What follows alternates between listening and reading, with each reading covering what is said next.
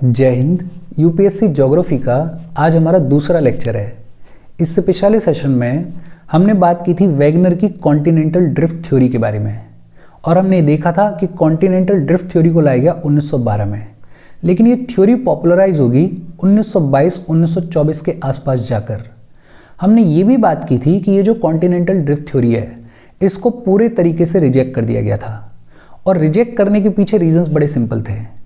Continental drift को explain करने के लिए वैगनर जिन मैकेनिज्म्स के बारे में बात कर रहे थे, वैगनर जिन फोर्सेस के बारे में बात कर रहे थे, वो फोर्सेस अपने आप में इतने सिग्निफिकेंट नहीं थे, इतने पावरफुल नहीं थे कि इस कॉन्टिनेंटल ड्रिफ्ट थ्योरी को सपोर्ट कर पाएं, इसको एक्सप्लेन कर पाएं।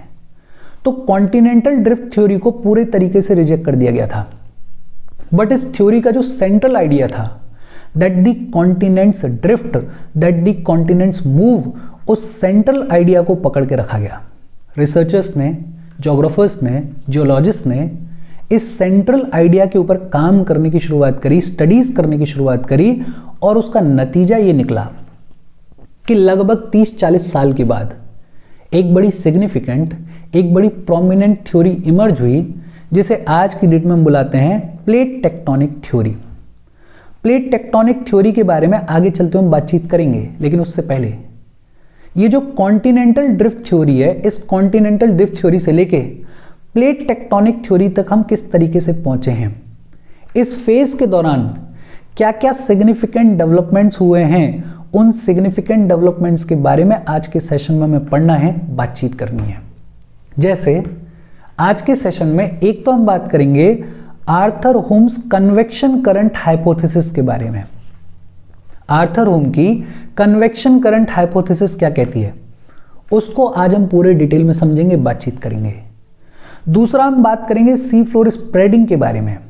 सी फ्लोर स्प्रेडिंग के बारे में फॉर श्योर आपने कभी ना कभी कहीं ना कहीं सुना ही होगा। ये सी फ्लोर स्प्रेडिंग क्या है, इसके बारे में भी आज हम पढ़ेंगे।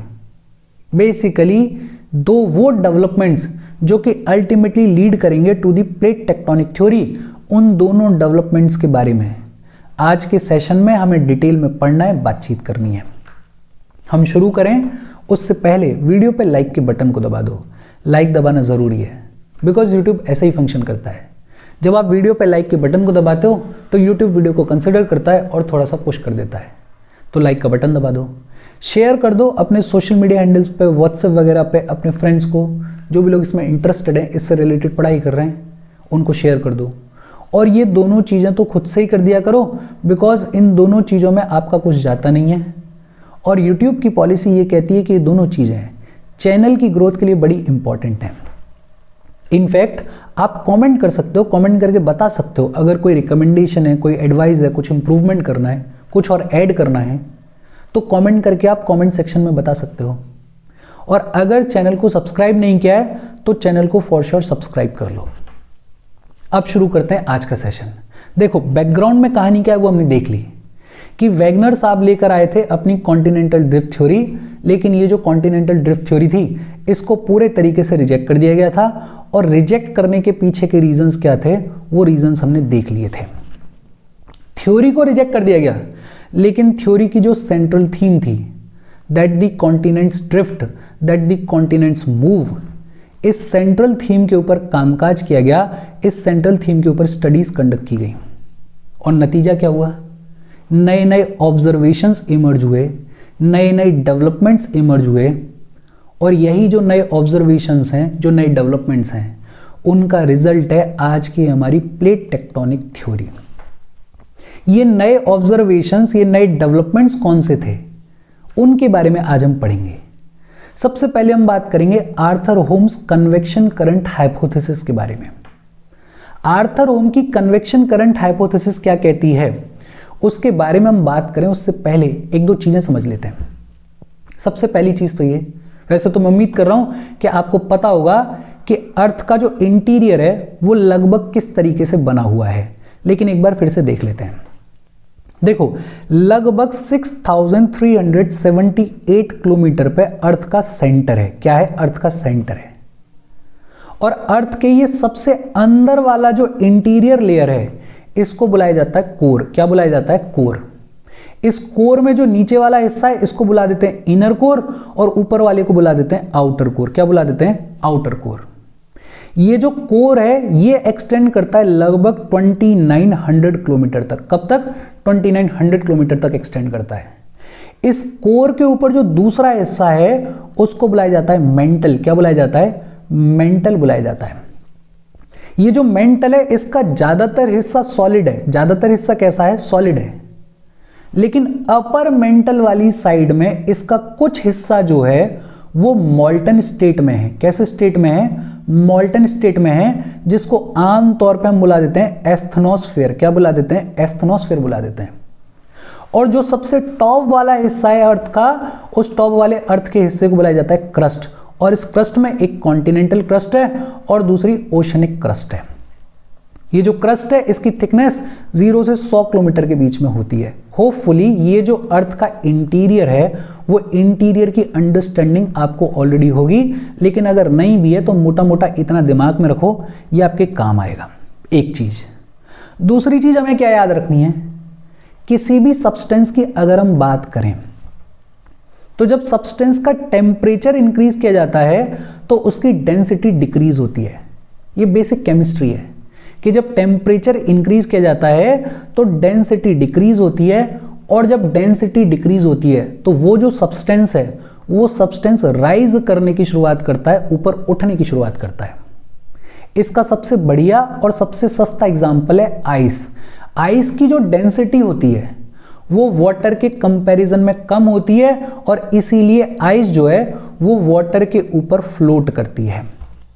तो दूसरी चीज अपने को क्या याद रखनी है कि जैसे जैसे सब्सटेंस का टेम्परेचर बढ़ता है उसकी डेंसिटी कम होती है, और जब डेंसिटी कम होती है तो सब्सटेंस जो है वो ऊपर की तरफ राइज करने की शुरुआत करता है। तीसरा एक टर्म है थर्मल कन्वेक्शन। थर्मल कन्वेक्शन का मतलब क्या होता है? Thermal convection is the heat transfer that happens when the fluids move due to the temperature differences. Temperature differences की वजह से जब फ्लूइड्स के बीच में मूवमेंट होता है, इस मूवमेंट के दौरान जो हीट ट्रांसफर होता है उसको बुलाया जाता है थर्मल कन्वेक्शन। क्या बुलाया जाता है? थर्मल कन्वेक्शन बुलाया जाता है। अब ये बेसिक 3 चीजें अगर आपके दिमाग में हैं तो आगे की चीजें आपके लिए समझना इजी हो जाएगा। अब हम बात करेंगे आर्थर होम के कन्वेक्शन करंट हाइपोथेसिस के बारे में। देखो, वैगनर साहब की एक हाइपोथेसिस थी। वैगनर साहब के बारे में जब पिछले सेशन में हमने पढ़ा था तो हमने देखा था कि वैगनर ये कहते थे कि ये जो कॉन्टिनेंटल सियाल है ये फ्लोट करता है सीमा के ऊपर, ये फ्लोट करता है मॉल्टन एस्थनोस्फेयर के ऊपर। बेसिकली वैगनर साहब ये कह रहे थे कि मेंटल के अंदर थर्मल कन्वेक्शंस होते हैं, और थर्मल कन्वेक्शंस क्या होते हैं? अभी हमने बात की, the heat transfer that happens when the fluids move due to the temperature differences. Wegener ये कह रहे थे कि ये जो मेंटल है, इस मेंटल में जो मॉल्टन पार्ट है, जो सेमी मॉल्टन पार्ट है, जो एस्थनोस्फेयर है, उसमें थर्मल कन्वेक्शंस देखने को मिलते हैं। आर्थर होम ने इसी हाइपोथेसिस के ऊपर काम करने की शुरुआत की।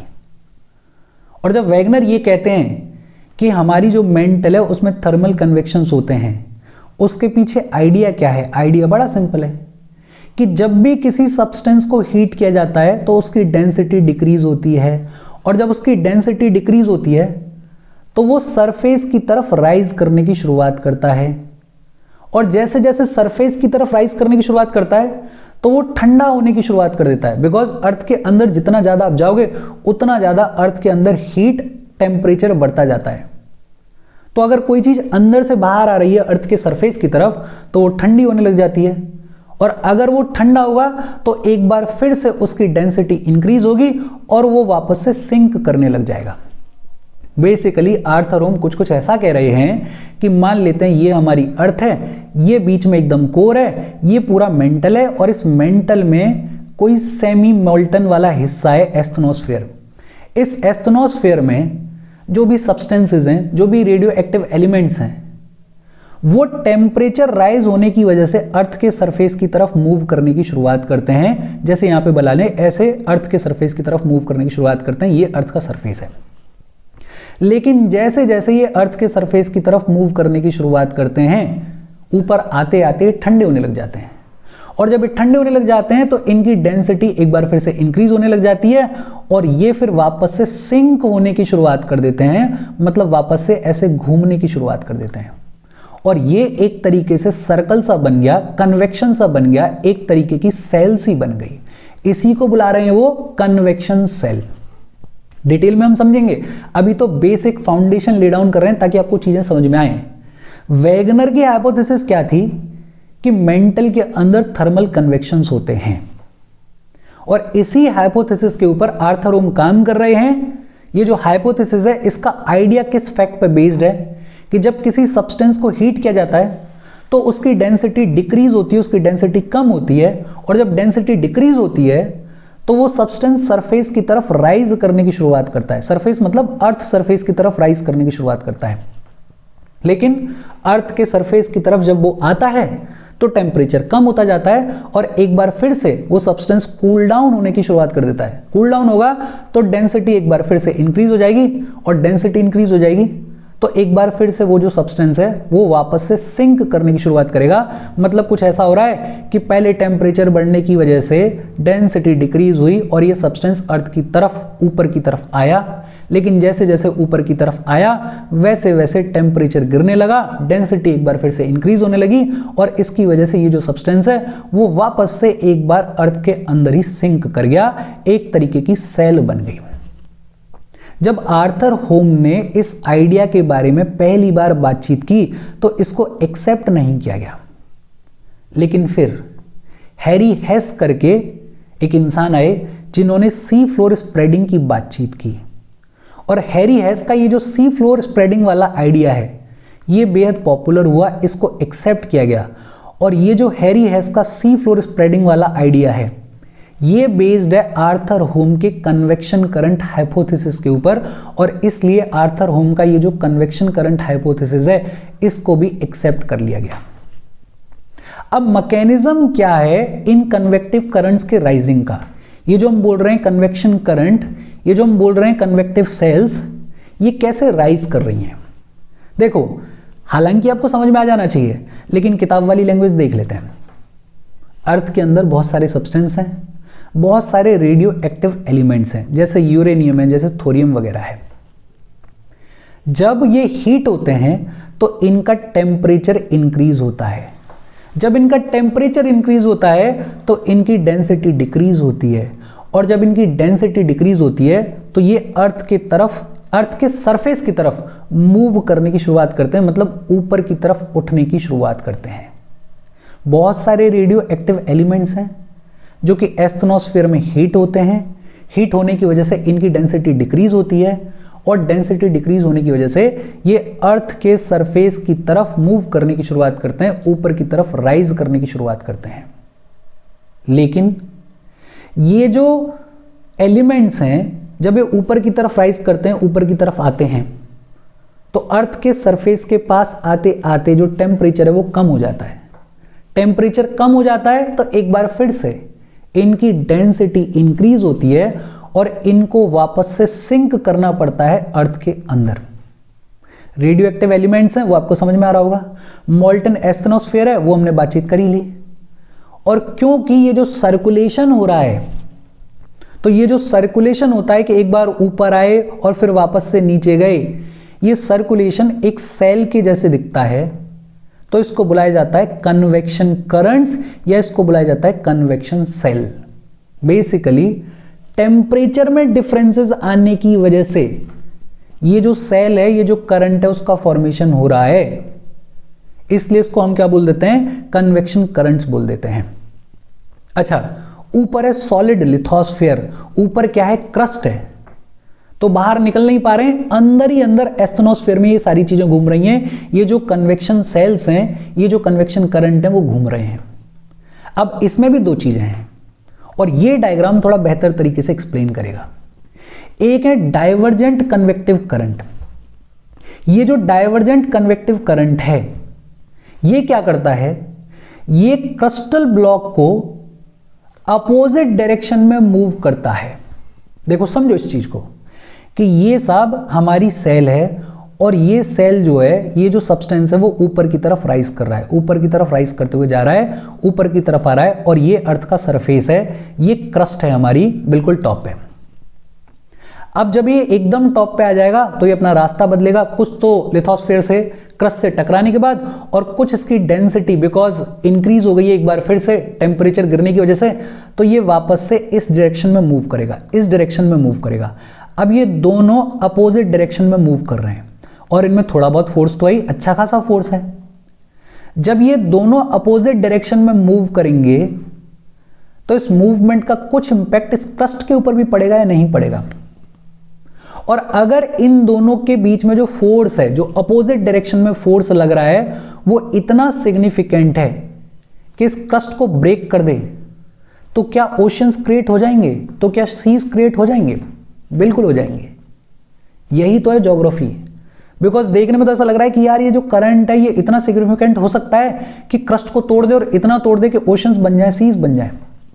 लेकिन एक्चुअली में ऐसा हुआ कि ये जो कन्वेक्टिव करंट्स हैं, जब ये ऊपर आने के बाद डाइवर्ज करते हैं, एक दूसरे से अपोजिट डायरेक्शन में जाते हैं, अलग डायरेक्शन में जाते हैं, तो ये क्रस्टल ब्लॉक को भी, जो क्रस्ट का ब्लॉक है इसके ऊपर, उसको भी अपोजिट डायरेक्शन में खींचते हैं।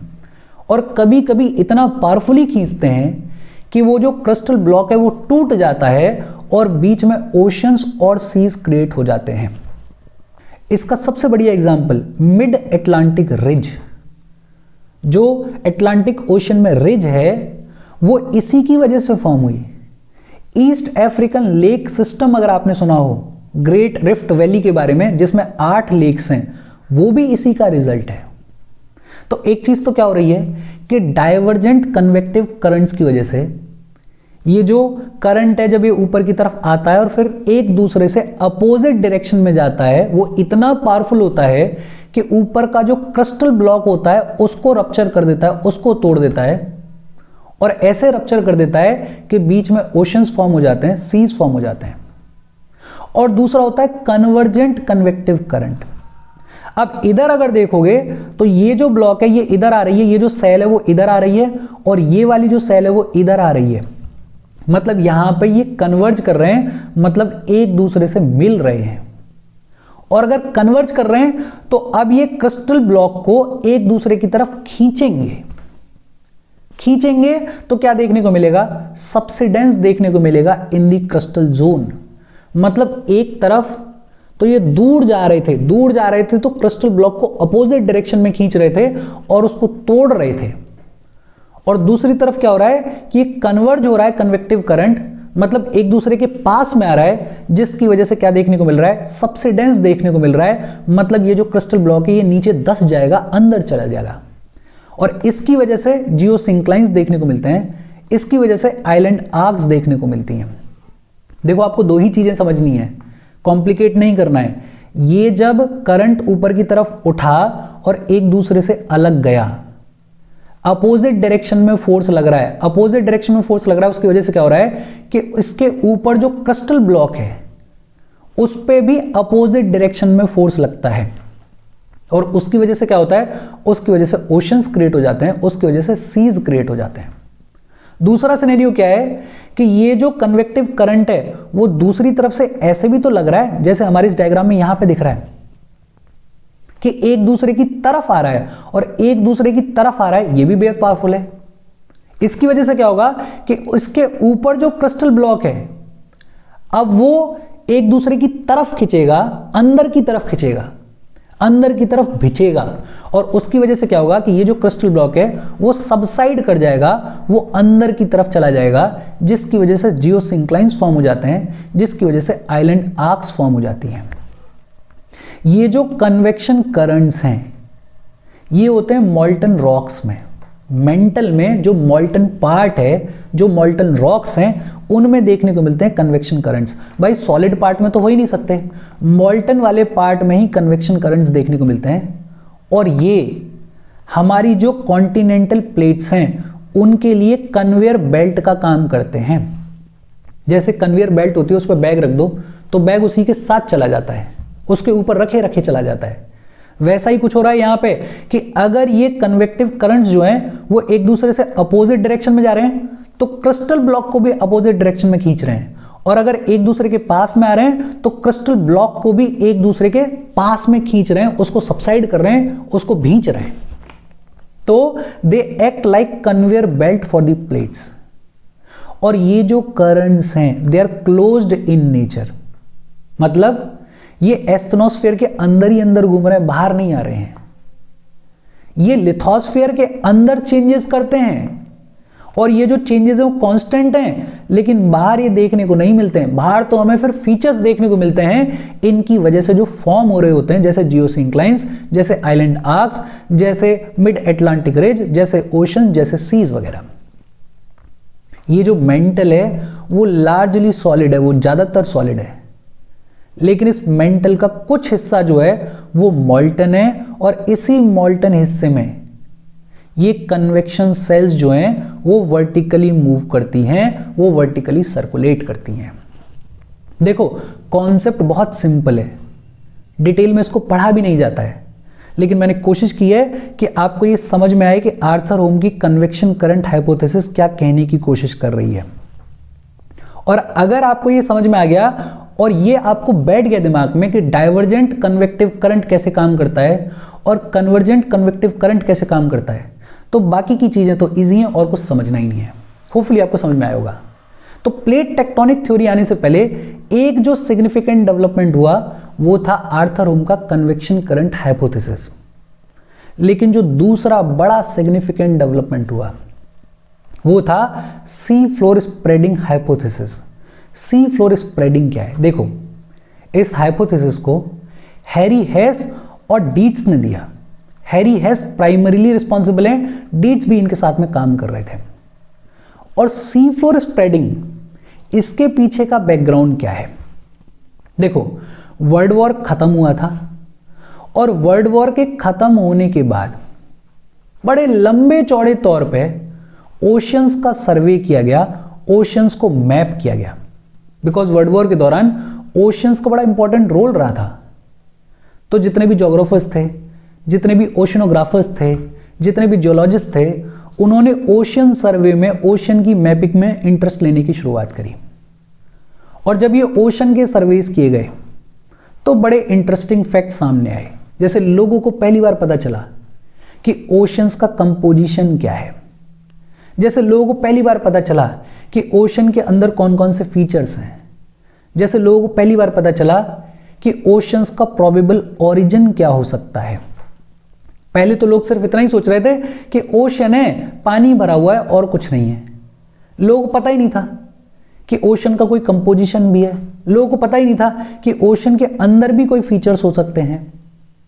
लेकिन जब वर्ल्ड वॉर के बाद में ओशन सर्वेस किए गए, मैपिंग की गई, तो बड़े इंटरेस्टिंग फैक्ट्स मिले। क्या ऑब्जर्वेशंस देखने को मिली, और पहली बार ये ऑब्जर्वेशंस देखने को मिली ओशंस के रिगार्डिंग। एक तो ये पता चला कि ओशन का जो फ्लोर है वो फ्लैट नहीं है पूरे तरीके से, वो फीचरलेस नहीं है। ऐसा नहीं है कि बस एक कोई फ्लैट सरफेस है उसके ऊपर पानी भरा हुआ है। पहली चीज जो पता चली वो क्या कि ओशन का फ्लोर फ्लैट नहीं है और फीचरलेस नहीं है। और इसलिए ज्योग्राफी इंटरेस्टिंग है, बिकॉज आज की डेट में हमारा ये कहना कि यार ओशन में ये होता है, वो होता है, ये फीचर्स होते हैं, कितना इंटरेस्टिंग लगता है। हम लेंस लगा के, कैमरा लगा के, फोटोज डाउनलोड करके चीजों को देखते हैं। लेकिन कोई टाइम ऐसा भी था जब लोग ये मान रहे थे कि ओशन का फ्लोर फ्लैट है, जब लोग ये मान रहे थे कि ओशन का फ्लोर फीचरलेस है। लेकिन इन सर्वेज में वर्ल्ड वॉर के बाद पता चला कि ओशन का फ्लोर फ्लैट नहीं है, फीचरलेस नहीं है। दूसरा, ओशंस के अंदर एक्टिव ट्रेंचेस का प्रेजेंस देखने को मिला। एक्टिव ट्रेंचेस देखने को मिली। और ट्रेंचेस क्या होती हैं? अगर बहुत सिंपल लैंग्वेज बोलें तो trenches are long narrow depressions in the ocean floor. Long narrow depressions in the ocean floor. और ये ओशन का डीपेस्ट पार्ट होता है, सबसे गहरा पार्ट होता है ओशंस का ट्रेंचेस। तो पहली बार लोगों को पता चला कि ओशंस के अंदर ट्रेंचेस भी हैं। और ये जो ट्रेंचेस हैं, यहां पे हीट का फ्लो देखने को मिलता है, यहां पे वॉल्केनिक एक्टिविटीज देखने को मिलती हैं। दो चीजें, ट्रेंचेस क्या होती हैं? Trenches are long narrow depressions in the ocean floor, they are the deepest parts of the ocean. और ये जो ट्रेंचेस हैं इनमें हीट फ्लो भी देखने को मिलता है, इनमें वॉल्केनिक एक्टिविटीज भी देखने को मिलती हैं। बेहद इंपॉर्टेंट चीज ये पता चला कि अंडर वाटर माउंटेन सिस्टम भी एग्जिस्ट करता है जिसको बुलाएगा मिड ओशनिक रिज, MOR। पहले तो लोगों को लग रहा था कि ओशंस फीचरलेस हैं, कोई फीचर है ही नहीं, लेकिन अब लोगों को पता चला कि अंडर वाटर माउंटेन सिस्टम्स भी होते हैं। मतलब पानी के अंदर भी माउंटेन सिस्टम्स हैं, सिर्फ बाहर हिमालयाज ही नहीं है, सिर्फ बाहर यूराल्स ही नहीं है, सिर्फ बाहर रॉकीज ही नहीं है, ओशन के अंदर भी अंडर वाटर माउंटेन सिस्टम्स हैं जिनको बुलाया गया मिड ओशनिक रिज, MOR बुलाया गया।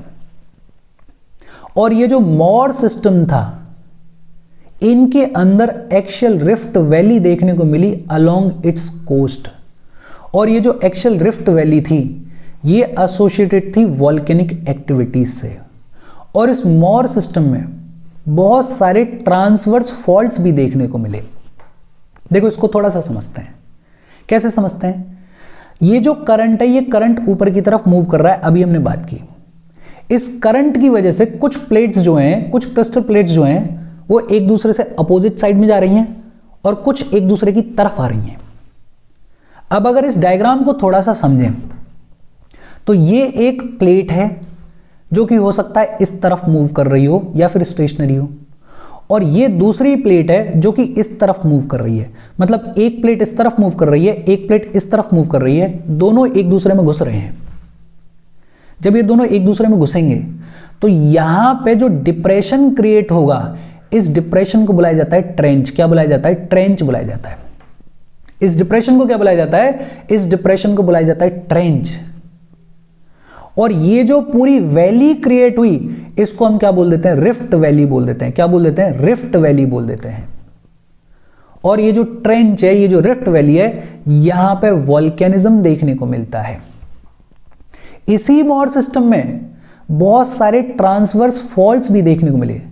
फॉल्ट्स कई तरीके के होते हैं।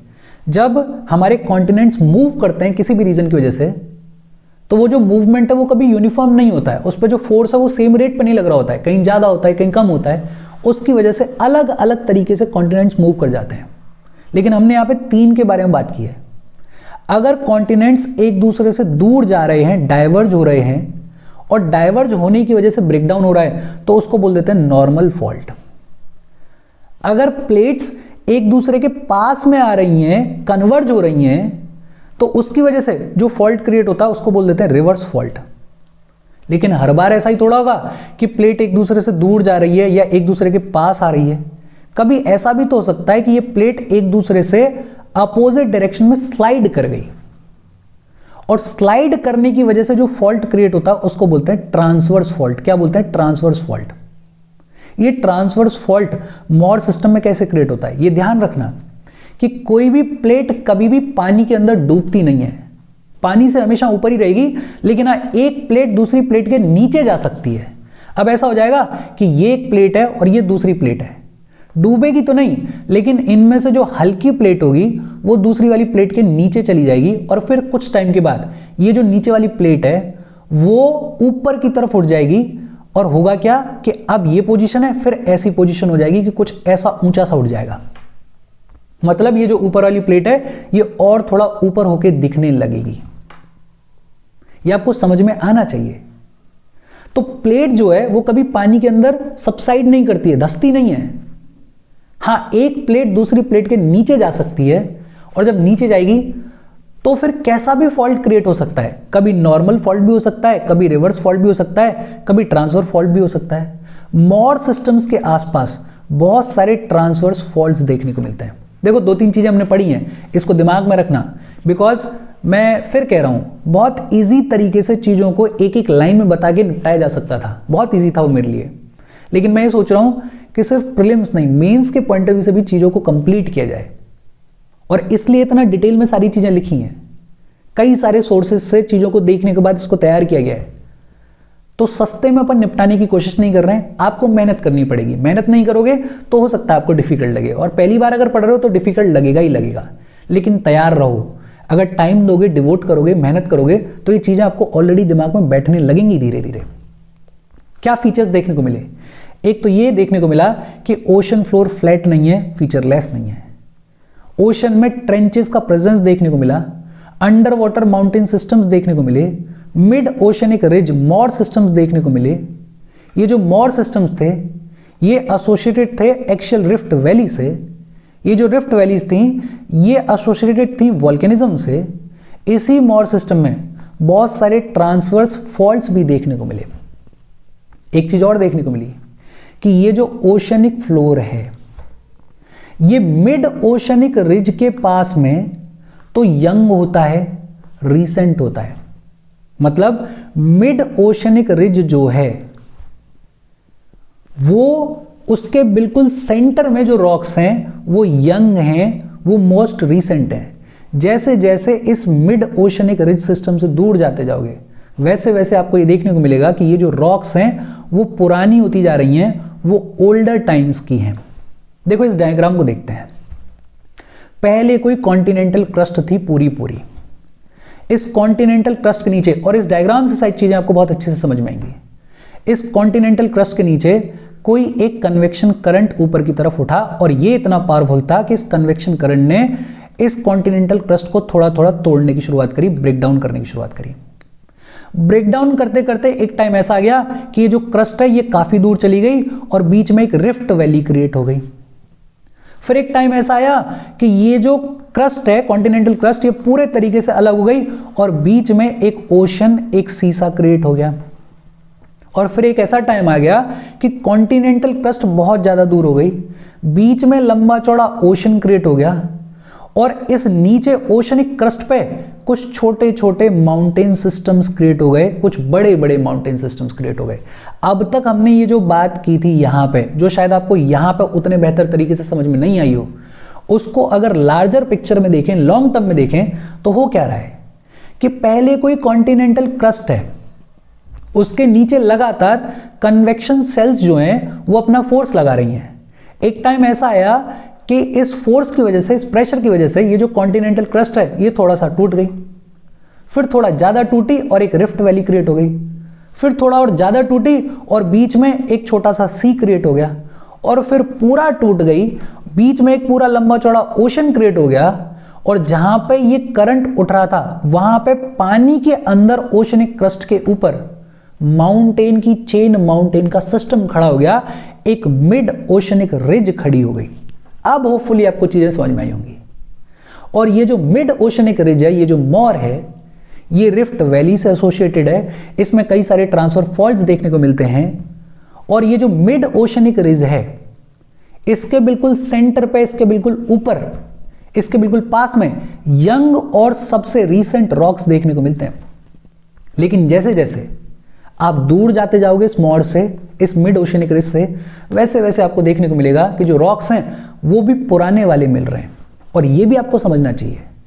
देखो सबसे पहली बार जब इस जगह पे कोई रॉक निकल के आया होगा तो वो इस लाइन में डिपॉजिट हुआ होगा, फिर दोबारा से करंट आया होगा नीचे से, और ये जो लाइन है इसको थोड़ा मैं अलग बना लेता हूं कि सबसे पहली बार आया, करंट बाहर निकल के आया और यहां पे एक रिफ्ट क्रिएट हो गई, रिफ्ट क्रिएट हो गई, लेकिन फिर दोबारा से एक और करंट निकल के आएगा, कन्वेक्शन सेल वाला करंट।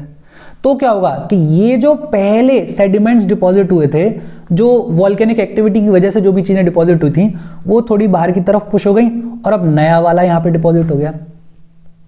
फिर तीसरी बार करंट आया, और तीसरी बार करंट आया तो ये चीजें और बाहर की तरफ पुश हो गई और जो नया वाला चीज आई वो यहां पे डिपॉजिट हो गई। फिर और करंट आया और फिर क्या हुआ कि ये चीजें और ज्यादा बाहर की तरफ पुश हो गई और जो और चीजें थी वो बाहर की तरफ पुश होती जा रही और जो नई चीजें आई वो यहां पे डिपॉजिट हो गई। इससे हमें क्या पता चल रहा है कि ये जो मॉर सिस्टम है, ये more system over the period of time expand कर रहा है। उसमें कंटिन्यूअसली ये जो कन्वेक्टिव सेल्स हैं वो फंक्शन कर रही हैं, और उसकी वजह से देखने को मिलता है कि जो लेटेस्ट वाले रॉक्स हैं जो यंगेस्ट रॉक्स हैं वो बिल्कुल एक्टिव मॉर्स सिस्टम के ऊपर देखने को मिलते हैं, और जो ओल्डर वाले रॉक्स हैं वो थोड़ा सा दूर देखने को मिलते हैं। ये आपको होपफुली समझ में आना चाहिए। फिर एक बहुत लॉन्ग नोन फैक्ट है कि हमारी जो ओशन क्रस्ट है वो फंडामेंटल क्रस्ट है, वो मेन क्रस्ट है। मतलब जितनी भी हमारी क्रस्ट है, चाहे ओशनिक हो चाहे कॉन्टिनेंटल हो, वो सब फंडामेंटली कहां से बनी है? ओशन क्रस्ट से बनी है। Ocean crust is the fundamental crust जिसमें से कॉन्टिनेंट्स भी फॉर्म हुए हैं। लेकिन जब सी फ्लोर का सर्वे किया गया, जब सी फ्लोर को चेक किया गया, तो ये देखने को मिला कि ओशंस के अंदर कोई भी ओशनिक क्रस्ट जो है वो मेसोजोइक टाइम से पुराने वाली नहीं है। दुनिया उसके बहुत पहले से एग्जिस्ट करती है, ओशंस उसके बहुत पहले से एग्जिस्ट करते हैं, ये पूरा सिस्टम उसके बहुत पहले से एग्जिस्ट करता है। लेकिन ओशनिक क्रस्ट जो है वो मेसोजोइक पीरियड से पुराने वाले टाइम की देखने को नहीं मिलती है। इसको कैसे एक्सप्लेन करें? और इसको एक्सप्लेन करने का सिर्फ एक तरीका है कि जो पुरानी वाली क्रस्ट है, जो मौर के ऊपर सिस्टम है, जो पुरानी वाली क्रस्ट है वो चली गई, वो हट गई, वो डिस्प्लेस हो गई, और जो नई वाली क्रस्ट है वो जगह को लेती जा रही है कंटिन्यूसली, वो अपने स्पेस को बनाती जा रही है कंटिन्यूसली। जो ओल्डेस्ट रॉक मिलती है वो मिलती है अथावास्का कनाडा में। कहां पे मिलती है? अथावास्का कनाडा में मिलती है। तो ये भी प्रीलिम्स के पॉइंट ऑफ व्यू से इंपॉर्टेंट हो जाता है कि ओशनिक क्रस्ट जो है वो मेसोजोइक टाइम पीरियड से पुरानी वाली नहीं मिलती है। और क्यों नहीं मिलती है उसका रीजन अभी हमने देखा। ओशन फ्लोर की गहराई में अगर जाओगे, 4-5 किलोमीटर नीचे अगर जाओगे, तो वहां पे आपको सी माउंट्स देखने को मिलेंगे, वहां पे आपके जायोट्स देखने को मिलेंगे। जायोट्स क्या होते हैं? जायोट्स होते हैं बेसिकली फ्लैट टॉप वाले ओशन माउंटेन्स। ओशन के अंदर, वाटर के अंदर ऐसे माउंटेन्स जिनका टॉप एकदम फ्लैट होता है, उनको बोलते हैं जायोट्स। तो ओशन फ्लोर पर सी माउंट्स और जायोट्स भी देखने को मिलते हैं। ट्रेंचेस के पास, ट्रेंचेस के बारे में अभी हम बात कर रहे थे, ट्रेंचेस के पास जो है ये देखने को मिलता है कि बहुत सारे क्रस्ड सी माउंट्स हैं, बहुत सारे ब्रोकन जायोट्स हैं। ये सब क्या दिखाता है कि ये जो ट्रेंचेस हैं इनके ऊपर बहुत कॉम्प्रिहेंसिव, बहुत हैवी प्रेशर लगाया जा रहा है, बहुत हैवी प्रेशर एग्जर्ट हो रहा है, जिसकी वजह से ये जो सी माउंट्स हैं, ये जो जायोट्स हैं, इनमें डिफॉर्मिटी देखने को मिल रही है। देखो एक बार फिर से देख लेते हैं। ये फंक्शनिंग आपको समझ में आएगी मुझे उम्मीद है, लेकिन चीजें भी आपको याद रहनी चाहिए। वर्ल्ड वॉर 2 खत्म हुआ, उसके बाद ओशन सर्वेस किए गए, मैपिंग की गई और बड़े सारे इंटरेस्टिंग फैक्ट्स सामने आए। कौन कौन से फैक्ट्स जो कि आपको याद रखने हैं? एक तो सिंपल कि ओशन फ्लोर फ्लैट नहीं है, फीचरलेस नहीं है। ओशन के ऊपर ट्रेंचेस का प्रेजेंस है, ट्रेंचेस हैं, और ये जो ट्रेंचेस हैं ये वॉल्केनिक एक्टिविटी से एसोसिएटेड है। ट्रेंचेस क्या है? Trenches are long and narrow depressions on the ocean floor. Ocean का सबसे डीपेस्ट हिस्सा होता है ट्रेंच। साथ ही साथ ये भी देखने को मिला कि अंडर वाटर माउंटेन सिस्टम्स हैं, मिड ओशनिक रिज हैं, मॉर सिस्टम्स हैं। ये जो मॉर सिस्टम्स हैं ये रिफ्ट वैली से एसोसिएटेड है। ये जो मॉर सिस्टम है ये ट्रांसफर फॉल्ट से एसोसिएटेड है। कैसे ये काम करते हैं वो पूरा इस एग्जाम्पल में हमने देखा, और इससे बेहतर तरीके से आपको समझ में आएगा। मॉर सिस्टम के बिल्कुल एक्टिव पार्ट के ऊपर, बिल्कुल मेन पार्ट के ऊपर यंग और रीसेंट रॉक्स देखने को मिलते हैं। लेकिन जैसे जैसे मॉर सिस्टम से दूर जाते जाओ वैसे वैसे ओल्डर रॉक्स देखने को मिलते हैं। ओशन क्रस्ट फंडामेंटल है, ओशन क्रस्ट से ही कॉन्टिनेंटल क्रस्ट बनी है। लेकिन जब सर्वे करो तो यह पता चलता है कि ओशन क्रस्ट मेसोजोइक टाइम से पुरानी वाली मिलती ही नहीं है।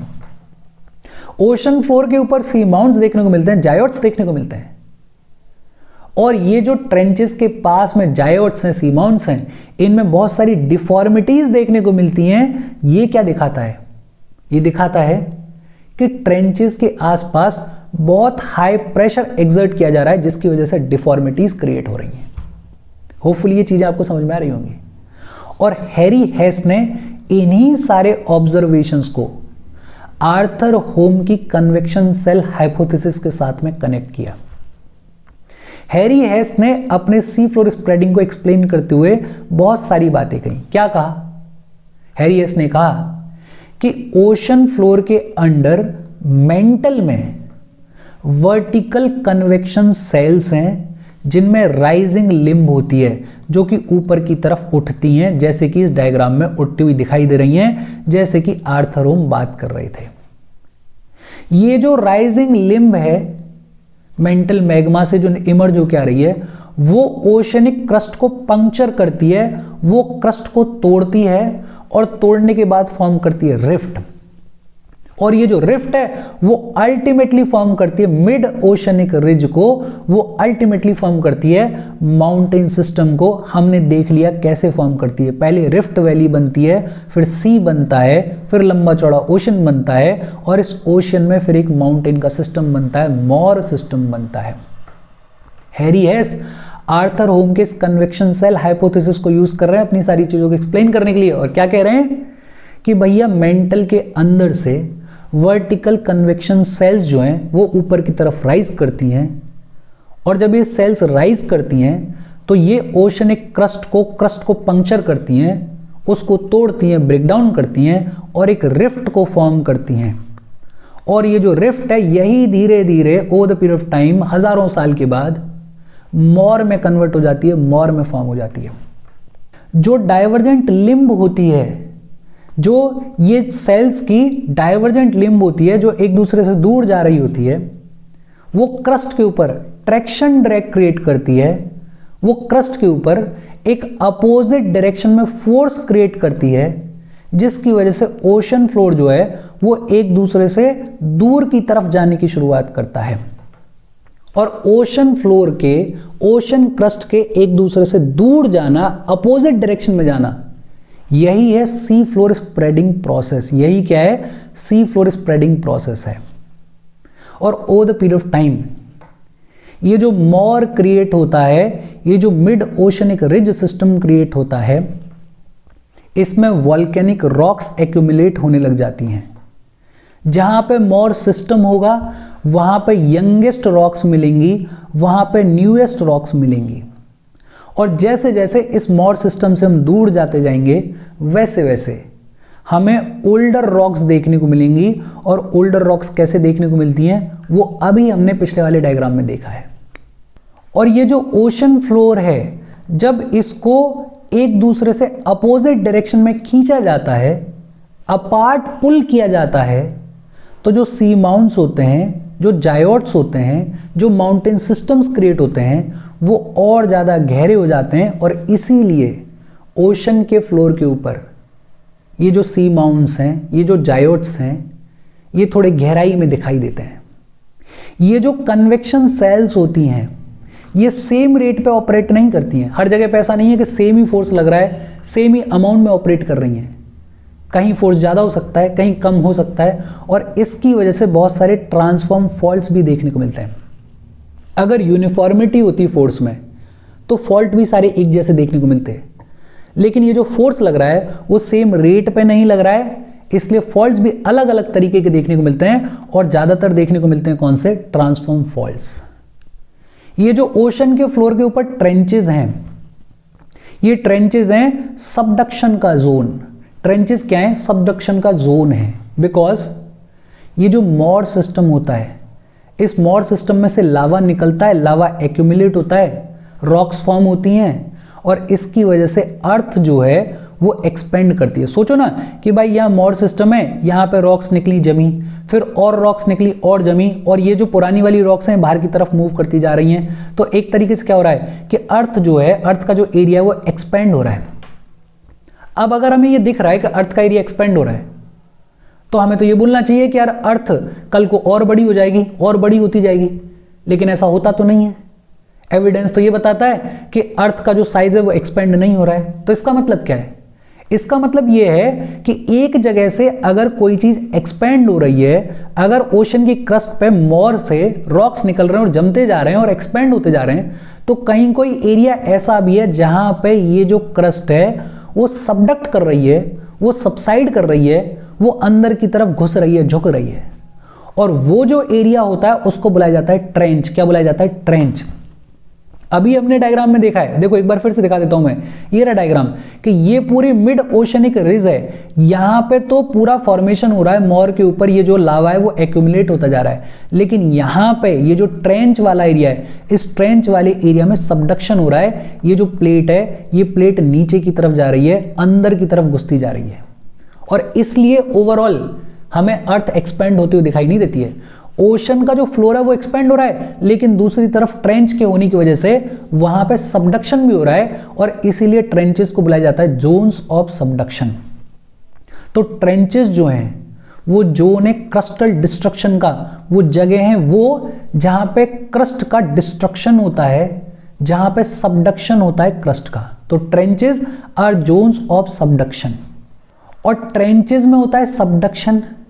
मतलब अब जैसे ये कोई ट्रेंच है, ये प्लेट है, और यहां पे एक प्लेट ये सबडक्ट हो रही है, ट्रेंच है।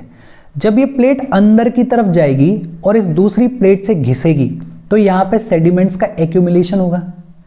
तो जब ट्रेंचेस में सबडक्शन होता है तो ओशन फ्लोर के जितने भी सेडिमेंट्स होते हैं वो स्क्रैप होते हैं, वो घिसते हैं अगेंस्ट द कॉन्टिनेंटल ब्लॉक, और इस घिसने की वजह से ये जो ट्रेंचेस हैं इनके आसपास सेडिमेंट्स का एक्यूमुलेशन देखने को मिलता है, ब्रोकन क्रस्ट देखने को मिलती है, और यही एक्सप्लेन करता है कि क्यों ओशंस जो हैं वो मेसोजोइक टाइम पीरियड से पुराने वाले क्रस्ट के नहीं मिलते हैं। बिकॉज सबडक्शन हो रहा है तो जो पुराना क्रस्ट है वो तो घिसता जा रहा है, जो नया वाला क्रस्ट है वो मोर के ऊपर फॉर्म होता जा रहा है। तो एक्सप्लेन करता है कि why oceans are not older than the Mesozoic time period. और इसके साथ आज की हमारी बातचीत खत्म हो गई। देखो इसमें मेन क्या था, इसमें मेन एक तो ये था कि आर्थर होम की कन्वेक्शन सेल हाइपोथेसिस क्या कहती है। अगर आपको हाइपोथेसिस समझ में आ गई तो फिर आपको सिर्फ इतनी सी चीज समझनी है, ये चीज समझनी है। अगर आपको ये चीज समझ में आ गई, ये डायग्राम समझ में आ गया, आपको ये समझ में आ गया कि मोर सिस्टम कैसे ऑपरेट कर रहा है, ट्रेंचेस कैसे ऑपरेट कर रही हैं, और सबडक्शन कैसे हो रहा है, तो ये जितनी भी चीजें हमने इन डिटेल पढ़ी हैं इनको आप खुद से अपने हिसाब से दिमाग लगा के लिख सकते हो, और लिखना भी अपने दिमाग से ही चाहिए, बिकॉज ये सारी चीजें रटी नहीं जाएंगी, लेकिन कॉन्सेप्ट आप समझ सकते हो।